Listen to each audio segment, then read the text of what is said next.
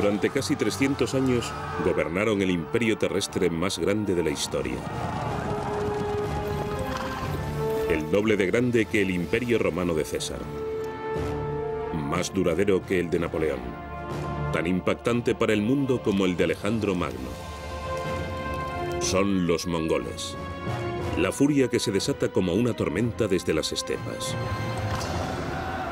A principios del siglo XIII, los mongoles son pioneros de un estilo de guerra sin paralelo en astucia y crueldad, tan revolucionario que todavía inspira a los estrategas militares de hoy. Barriendo al este y al oeste, destrozándolo todo a su paso, hacen temblar el viejo orden mundial y alteran el curso de la historia. Bárbaros, mongoles.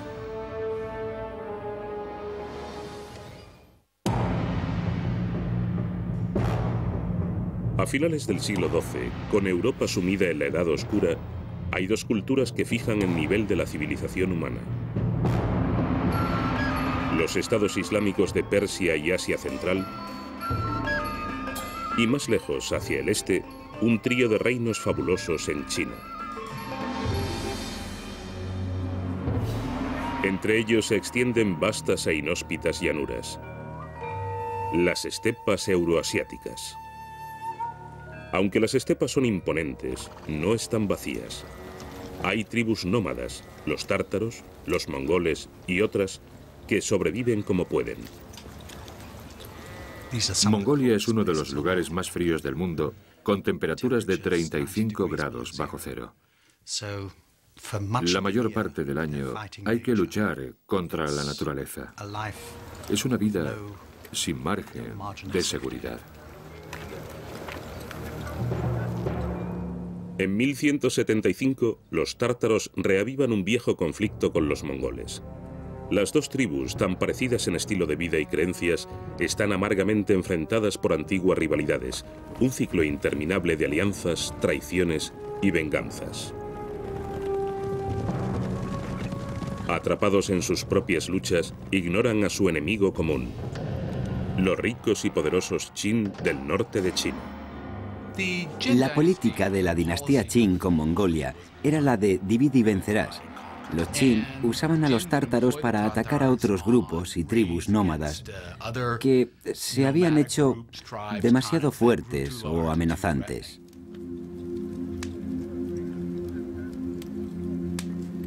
Los Qin percibían sabiamente que los pueblos de las estepas no les molestarían mientras estuvieran ocupados unos con otros. Es en esta época de tensiones en la que surge en el siglo XII el gran conquistador mongol Genghis Khan. Pero no viene de una familia de reyes o príncipes, sino que es huérfano de padre y se enfrenta a la muerte con su familia en las áridas estepas. El nombre de pila de Genghis Khan es Temujin, el trabajador de hierro. Le encaja bien. Su vida requería una voluntad de hierro. En 1175, cuando apenas tiene 9 años, su padre, jefe del clan, es envenenado por los tártaros. El padre de Genghis Khan había sido un prometedor jefe de clan. Si hubiera vivido, quizás se habría convertido en el siguiente Khan de los mongoles. Pero en cuanto murió envenenado, las viudas del anterior Khan hicieron que los mongoles abandonaran a las viudas del padre de Genghis, Yesugei. Como resultado, Genghis Khan fue abandonado en la estepa con su madre. Abandonada con sus hijos, la madre de Temujin le hizo un único encargo: vengarse.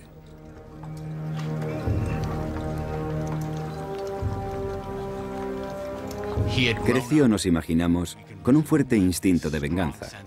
Era el hijo de uno de los principales jefes de clan, que había obtenido victorias donde otros jefes habían sido derrotados, pero le habían abandonado. Eso le creó un sentimiento de amargura muy fuerte, un sentimiento de que el mundo no funcionaba como debería. Durante 30 difíciles años, Temujin lucha para unir a su clan y obtener el título de Khan, gran jefe. Aprende a confiar en los que le demuestran lealtad en el combate y sospecha de todos los demás. Con 40 años se ha convertido en un jefe de clan de gran talento.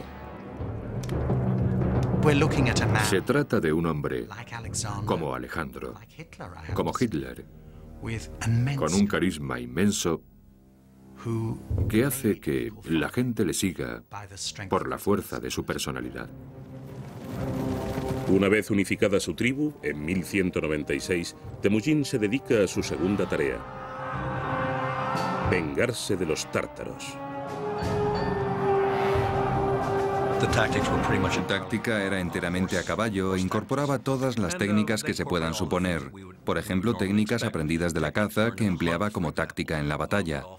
A menudo fingía la retirada, atrayendo al enemigo para rodearlo y después engullirlo. Había elementos en sus tácticas que recuerdan a los de la Blitzkrieg, guerra relámpago alemana. Lo que destaca en el caso de Temujin, de Gengis Khan, es su reorganización de la sociedad. Eso ha de considerarse una de sus aportaciones más importantes. No solo innovaciones militares, sino también sociales. Coge la antigua estructura tribal de los mongoles centroasiáticos y la refunde a su propia imagen, rompiendo las antiguas lealtades tribales, pero manteniendo el poder de la caballería tribal.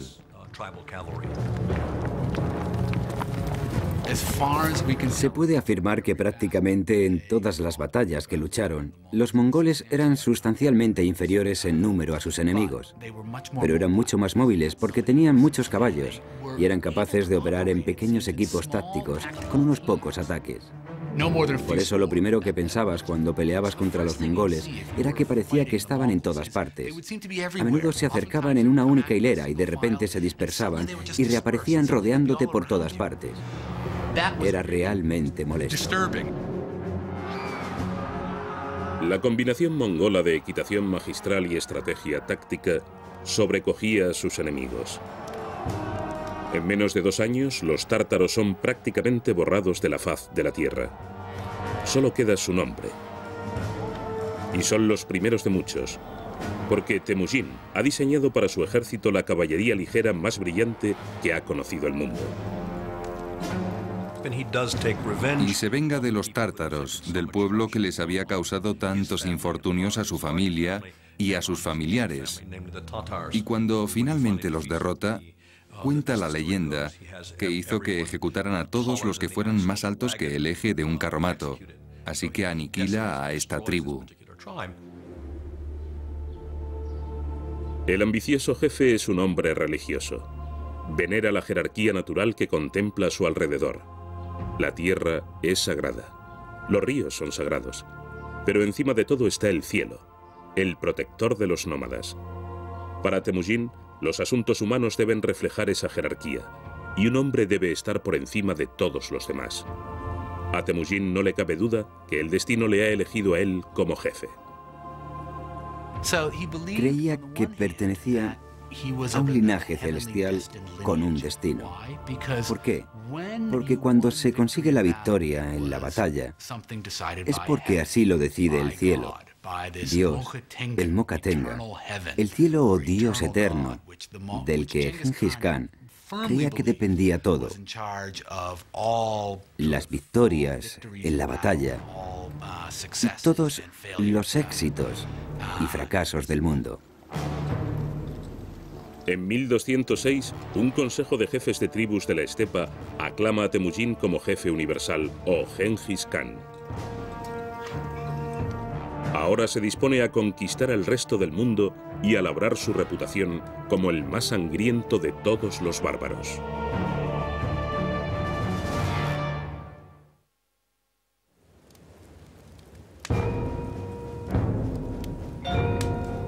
Impulsado por la venganza del asesinato de su padre y legitimado por el instinto de su propio destino, en 1206 Gengis Khan emerge de la oscuridad hasta el borde de la dominación mundial. Es el máximo jefe, el Khan de todas las inquietas tribus nómadas de las estepas. Su pueblo lleva una vida difícil en un ambiente brutal. Es una sociedad en perpetuo movimiento. Están preparados para levantar el campamento en cualquier momento. ¿Qué nos dicen de este pueblo las tiendas en las que viven? Tienen una estructura de caña y fieltro atados o cosidos a paneles individuales de caña que pueden montarse y desmontarse en 15 minutos. El interior de las yurtas era increíblemente oscuro y estaba lleno de humo, porque solo tenían un agujero en lo alto y otro para la puerta.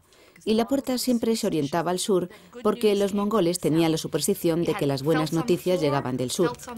Había fieltros en el suelo, fieltros en las paredes, todos muy oscuros e impregnados de humo. ¿Qué quemaban? No hay madera en la estepa. Pues estiércol. Y el humo también estaba impregnado de ese olor animal. Este sistema de subsistencia forjó el carácter de Gengis Khan, y las palabras de venganza de su madre le proporcionaron una misión. Es indicativo de la importancia del papel que jugaban y que siguen jugando las mujeres mongolas. Tienen un papel educativo fundamental. A causa de esta etapa de su vida, Gengis Khan estará siempre muy unido a las mujeres, a su esposa y a su madre. Son figuras muy prominentes en su vida y las dos estarán representadas de forma relevante más tarde. De hecho, cuando Gengis Khan distribuye su territorio y sus soldados entre su pueblo, ambas mujeres reciben parte de ese dominio. La mujer es quien mantiene unida a la familia. Hacia el año 1206, el dominio de Gengis Khan sobre las estepas es indiscutible. Ahora dirige su venganza hacia los ricos y arrogantes Qin de China.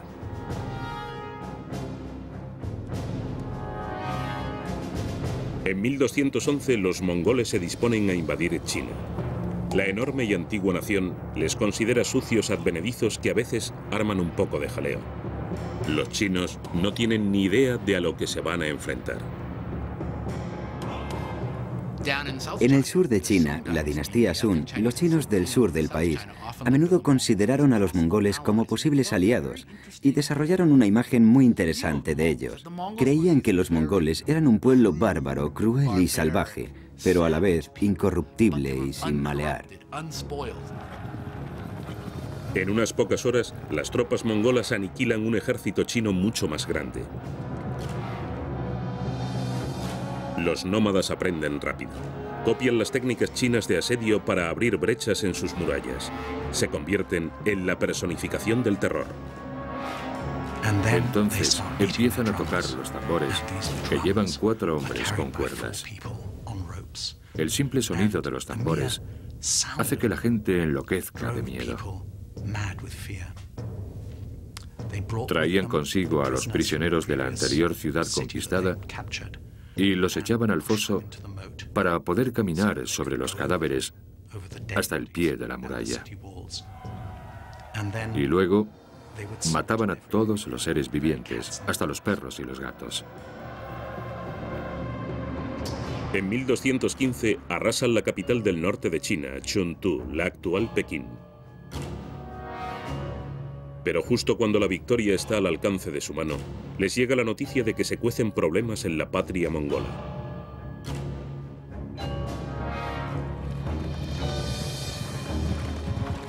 La noticia le llega a Gengis Khan a través de 1.600 kilómetros de territorio, transportada por un sorprendente sistema de comunicación que acabará conectando a todo el imperio mongol.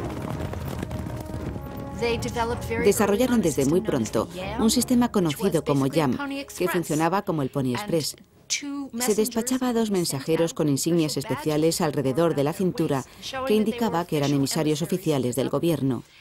Se les proporcionaban caballos en estaciones de correos cada 40 kilómetros para que los dos pudieran seguir galopando con rollos de mensajes en sus manos. En 1218, los jinetes Yam le llevan a Gengis Khan la noticia de que Kuchlug, el Khan del clan de los Naiman, está fomentando una rebelión entre otras tribus descontentas. El orden que tanto le ha costado ganar a Gengis Khan se ve amenazado por la deslealtad de su propio pueblo. No se puede tolerar.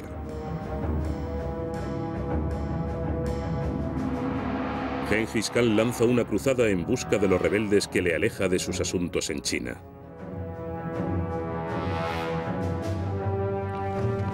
Mientras persiguen a los rebeldes hacia el oeste en tierra musulmana, se anexionan un reino detrás de otro. Antes de cruzar cada frontera, Gengis Khan le ofrece al gobernante local la opción de entregar a los conspiradores y rendirse pacíficamente. Si el gobernante se resiste, Gengis Khan le previene de que no tendrá piedad. A un jefe le escribe: el desastre te alcanzará a ti también. La campaña de venganza de Gengis Khan ha ampliado su imperio hasta rozar las fronteras del antiguo reino de Warazam, lo que hoy es Uzbekistán. Aunque Warazam es un objetivo atractivo, Gengis Khan decide no ir más lejos. Ha aprendido algo nuevo. Creo que el momento clave de la carrera de Gengis Khan, el que lo eleva de ser un jefe territorial de la Mongolia Exterior, y no es casualidad que Mongolia Exterior signifique el quinto pino, detrás de más allá, a convertirse en un actor principal del escenario mundial. Se da cuenta de que sus territorios comprenden la ruta de la seda y que puede cambiar la suerte de su pueblo con el comercio. Envía una serie de embajadas a su vecino más cercano, el sultán Mohammed, que era el gobernante del este del mundo islámico. Las embajadas van seguidas de una caravana de 1.500 camellos. Y creo que lo que pasó es que una caravana de camellos era tan fastuosa que despertó la avaricia del gobernador musulmán del puesto fronterizo de Utrar, que la requisó. El gobernador de la ciudad fronteriza vio que llegaba una embajada de mercaderes mongoles y le preguntó al sultán Mohammed lo que debía hacer. Y le contó que podía tratarse de espías. Le hizo creer que los enviados mongoles eran espías. ¿Qué debo hacer con ellos? ¿Puedo masacrarlos? Y el sultán Mohammed le dijo sí, y los mataron.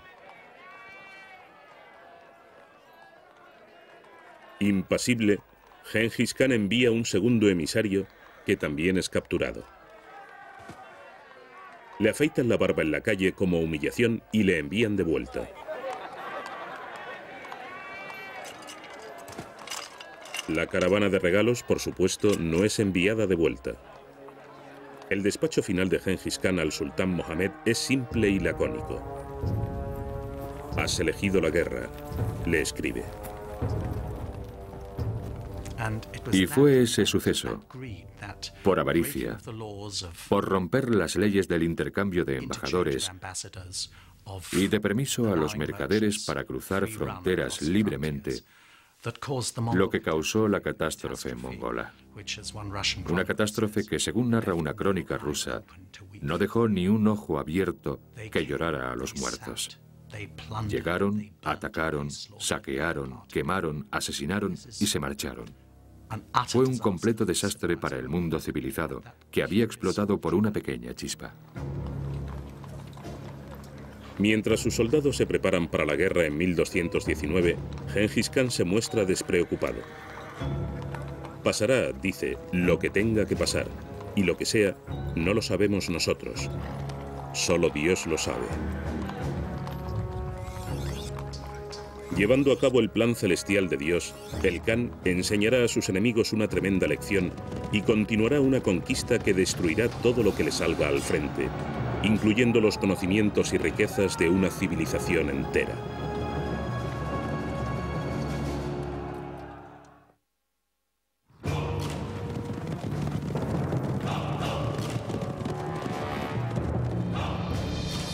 Gengis Khan ha unificado a los nómadas mongoles,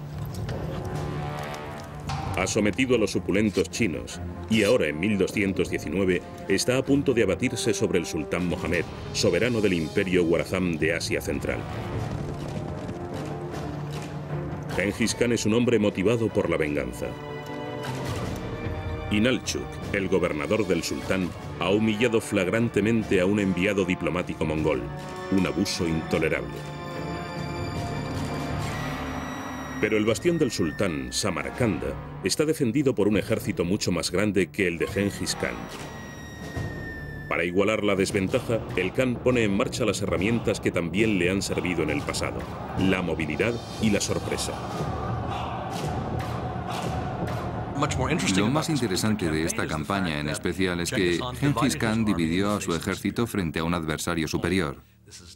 Es el tipo de táctica que asociamos con el general Lee o con la Blitzkrieg de la Segunda Guerra Mundial. Su propósito es atravesar el frente enemigo para crear confusión y distracción en la retaguardia, y así poder retirarse luego y tomar esas posiciones.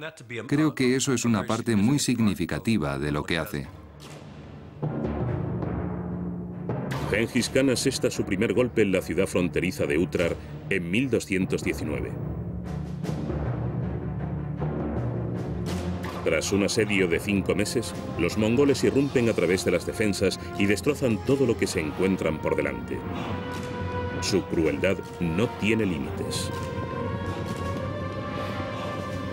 ¿Por qué eran tan crueles los mongoles?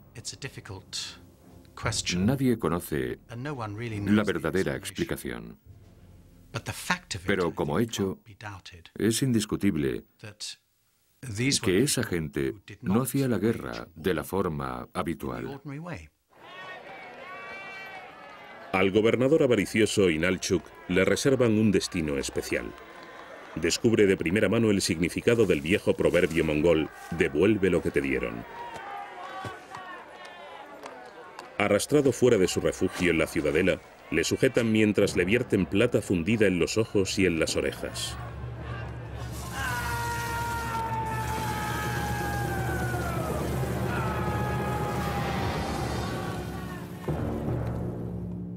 En febrero de 1220, Gengis Khan planea un ataque en 3 fases sin parangón en astucia y malicia. Primero, 2 columnas de mongoles atacan Gorazam desde direcciones opuestas, este y oeste. Su objetivo principal, hacer creer a Mohammed que esos débiles ataques son lo mejor que pueden mostrar los mongoles. Los ejércitos medievales de Europa y Oriente Medio tenían la fuerte convicción de que retirarse frente al enemigo era humillante y no podían hacerlo. Otra razón por la que no podían hacerlo es que, desde el punto de vista de un general, una vez que empiezas a retirarte, los demás creen que has perdido y pierdes de repente el control sobre tu ejército. Todos se escaparían corriendo. Ah, hemos perdido, tenemos que huir. Los mongoles se retiraban y tan pronto como empezaban a retirarse, se dispersaban repentinamente y volvían a atacar, empezando a disparar de nuevo. Era muy desorientador para muchos ejércitos. La lluvia constante de flechas que caía era muy desorientadora. Distraído por las tretas y escaramuzas de los mongoles, el sultán Mohammed despliega sus fuerzas a lo largo de cientos de kilómetros de tierra fértil por el valle del río al sur de Samarcanda. Pero muy lejos, al norte, Gengis Khan prepara el asalto principal.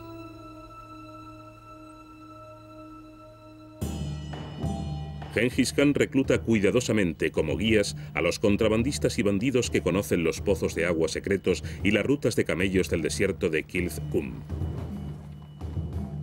Son ellos quienes guiarán a sus ejércitos a través de 500 kilómetros de castigadas arenas del desierto. Es la puerta de atrás del reino del sultán. En marzo de 1220, Gengis Khan y su ejército emergen de lo que el sultán creía que era un desierto impenetrable, como los demonios de su peor pesadilla. En uno de los ataques estratégicos de retaguardia más grandiosos de la historia de la guerra, la orgullosa Samarcanda cae en solo 10 días. El sultán Mohammed muestra su verdadero talante, huyendo de una ciudad en otra para salvar la vida. Como cazadores persiguiendo a un zorro, los grandes generales mongoles reciben 20.000 hombres para aplastar cualquier población que refugie al sultán fugitivo y le siguen el rastro de forma infatigable hasta que lo matan.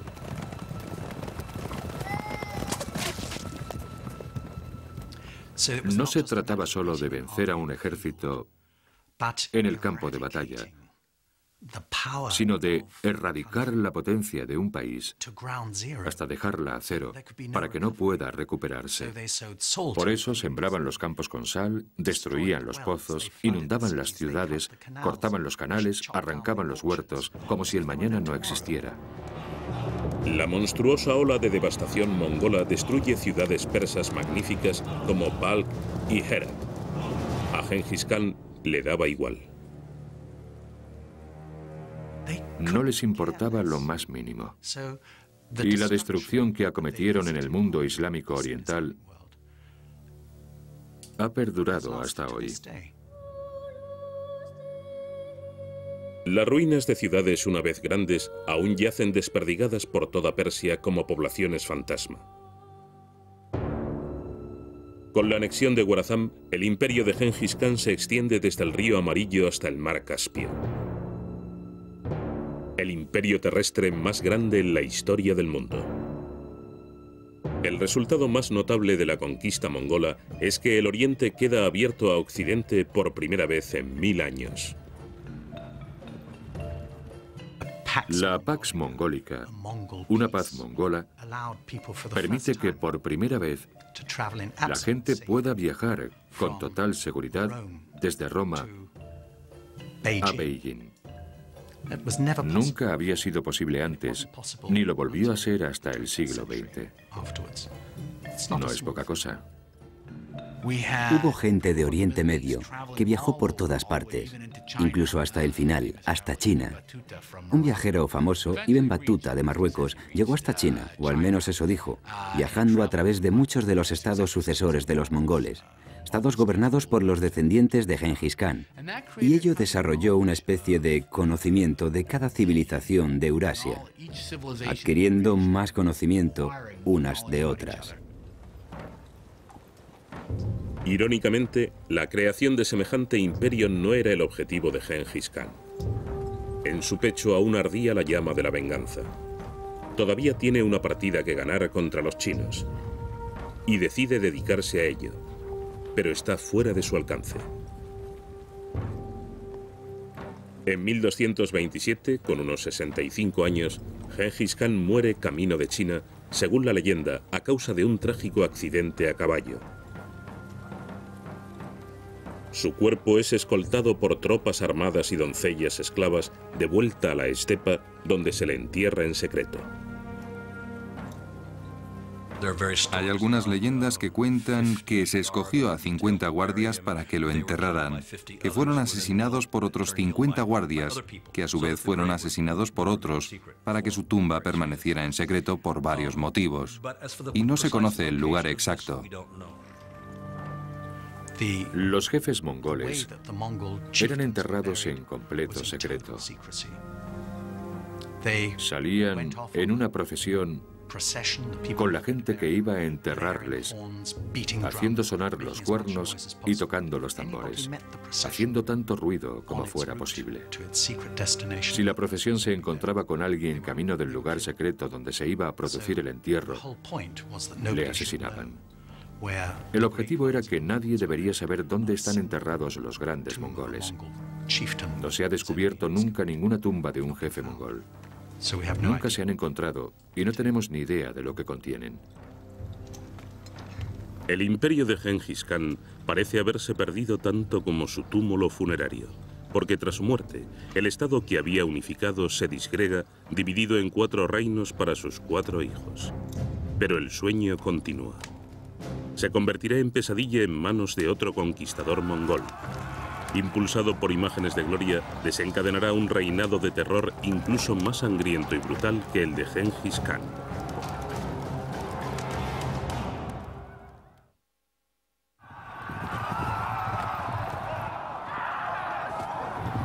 En una erupción de violenta conquista, el imperio mongol continúa su expansión después de la muerte de Gengis Khan en 1227.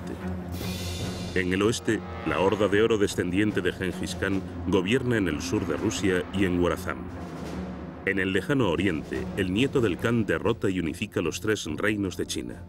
Y en Persia, los mongoles se convierten al Islam construyendo mezquitas fabulosas para glorificar a su nuevo dios. Sin embargo, aunque el imperio mongol sea un éxito, su enorme tamaño lo hace difícil de sostener. No había suficientes mongoles. No era una nación gigantesca. No era como China, por ejemplo. Quizá el ejército mongol se compusiera de unos 100.000 hombres, no más. Así que, cuanto más grande era el territorio que dominaban, más fina era la capa de control mongol sobre él. A mediados del siglo XIV, el imperio de Gengis Khan estaba muy debilitado. Como los viejos clanes mongoles de la estepa, sus gobernantes se pasaban el tiempo peleándose entre ellos en vez de combinar sus fuerzas. El verdadero poder se le estaba yendo de las manos a la familia de Gengis Khan y cayendo en las manos de los señores de las guerras tribales, que no pertenecían a la familia imperial, pero que detentaban el auténtico poder. A mediados del año 1300, en las tierras de Gorazam, en el moderno Uzbekistán, un joven mongol llamado Timur se dispone a robarle una oveja a un vecino. Es un adversario astuto y sigiloso para el pastor, pero esta vez le falla la suerte. Se dice que recibe una herida de la que nunca se repondrá del todo, quedando cojo de por vida. Cuando accede al poder, le llaman Timur el Cojo o Tamerlán en Occidente. Es un hombre que sus enemigos aprenderán a temer.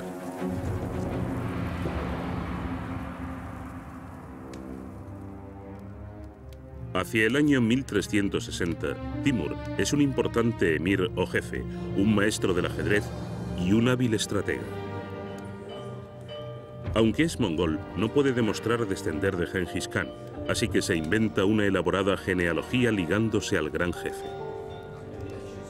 Incluso toma 2 esposas descendientes de Gengis Khan para legitimizar su pretensión. Creo que Timur se veía a sí mismo como el restaurador de la nueva versión de la historia de Gengis Khan. Era su propia versión reflejada a través del prisma de sus ambiciones. Y hasta cierto punto se veía a sí mismo como un hombre con un destino, no solo como el enviado del cielo que había sido Gengis Khan, sino como una persona actuando por derecho propio.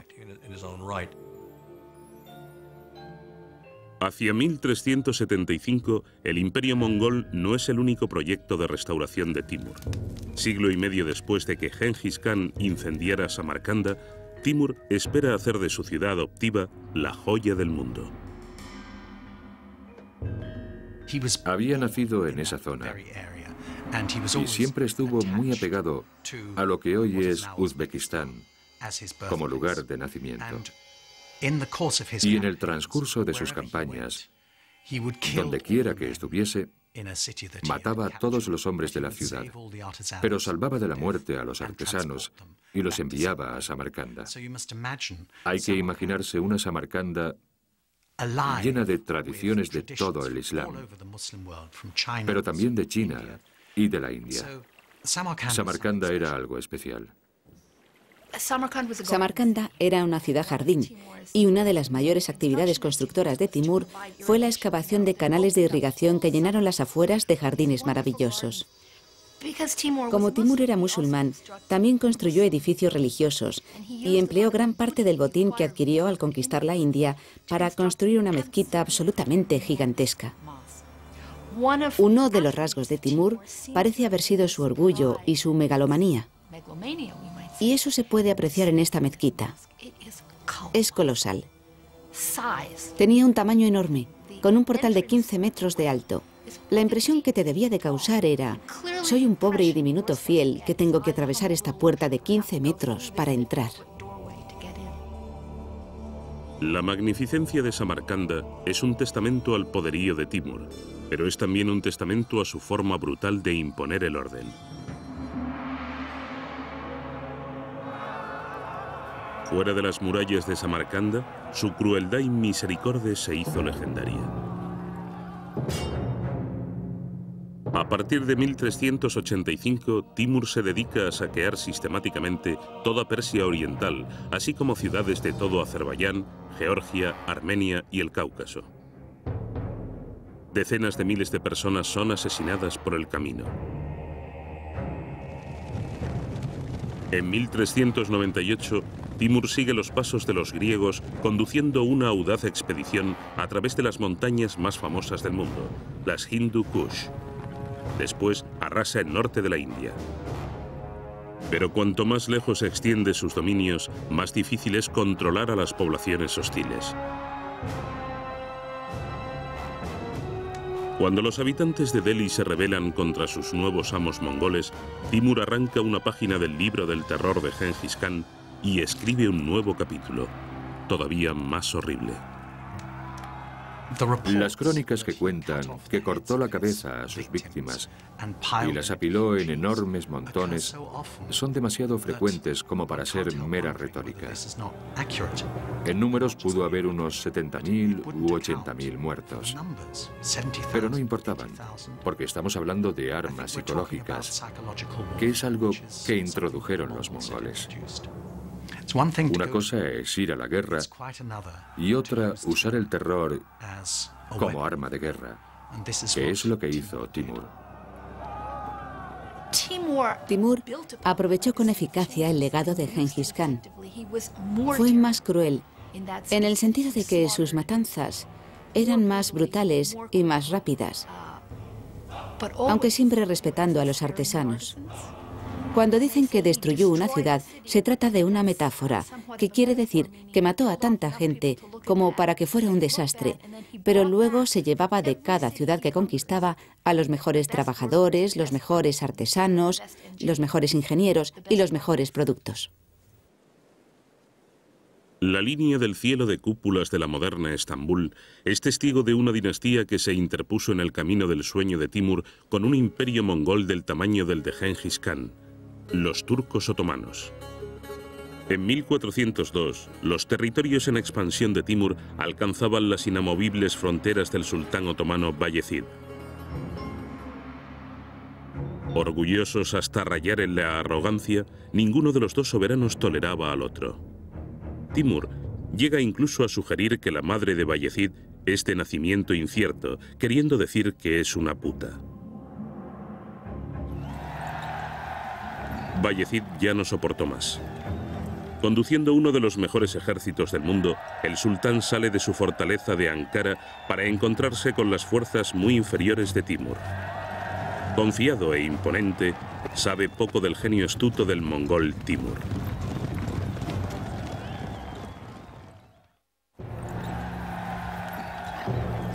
En 1402, agraviado por insultos a su honor, el sultán otomano Bayezid se apresura a enfrentarse al ejército mongol de Timur. Pero Timur, consciente de la ruta del sultán, rodea ágilmente a los turcos.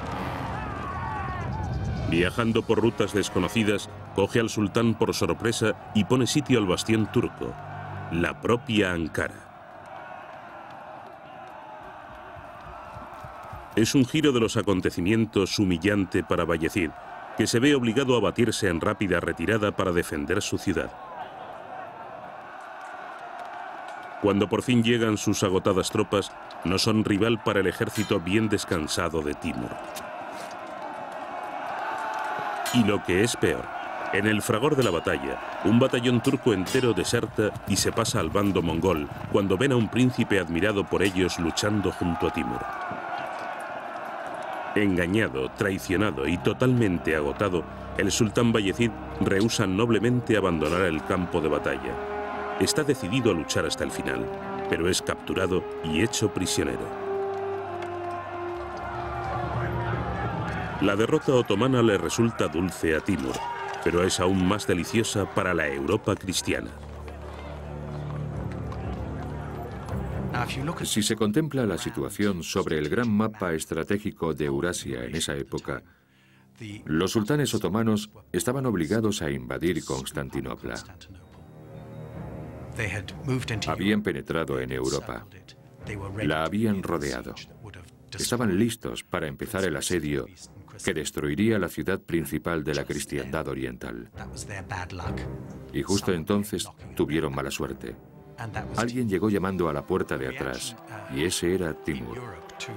La reacción de Europa a la derrota de Bayezid fue de alegría inconmensurable.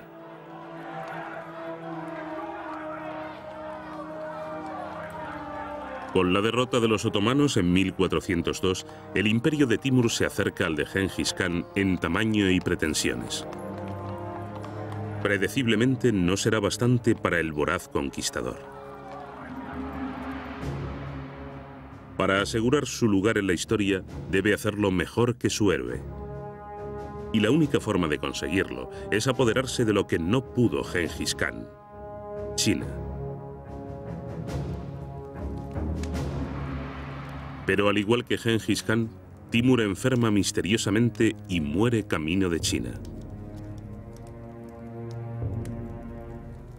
En 1405 es enterrado en Samarcanda en una tumba tan ornamentada como sencilla fue la de Gengis Khan.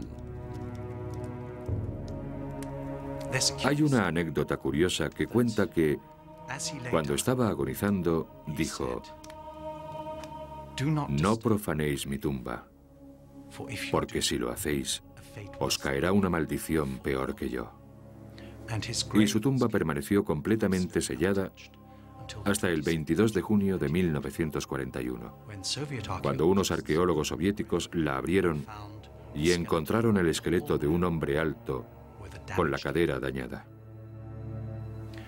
Y el 22 de junio de 1941, Hitler lanzó su ataque sobre Rusia, lo que marcó el comienzo de una etapa en la que morirían unos 20 millones de rusos en 4 años. Así que se puede decir que su sombra se alargó hasta el siglo XX. Sin la fuerza de la personalidad y el liderazgo de Timur, sus herederos son incapaces de mantener el imperio unido. Los mongoles empiezan a difuminarse en la historia. Demasiado pocos en número para gobernar su vasto imperio, acaban asimilándose a las culturas que conquistan, adoptando como propias sus religiones y costumbres. Y sin embargo, se puede decir que hoy en día su impacto permanece inconmensurablemente presente. Al abrir China a Occidente, los mongoles crearon una sed insaciable de mercancías asiáticas. El impulso para saciarla fomentó la era de los descubrimientos y los viajes que conducirían a Europa a América. En realidad, al destruir los viejos imperios de China y Persia, los mongoles dieron luz al mundo moderno. Un imperio que se extendía desde el mar de Japón hasta el Báltico, desde Corea hasta el este de Alemania, que ocupaba la mayor parte de Eurasia, excepto la India y el sudeste asiático. No había nada igual. ¿Volverá a ver el mundo un imperio igual? En Mongolia, algunos esperan fervientemente que sí. Incluso hoy en día, allí adoran a Gengis Khan como a un dios. Su nombre es una fuente de orgullo nacional, su tienda, un templo sagrado. No es extraño que los mongoles esperen ansiosamente que su espíritu resurja y que regrese el bárbaro.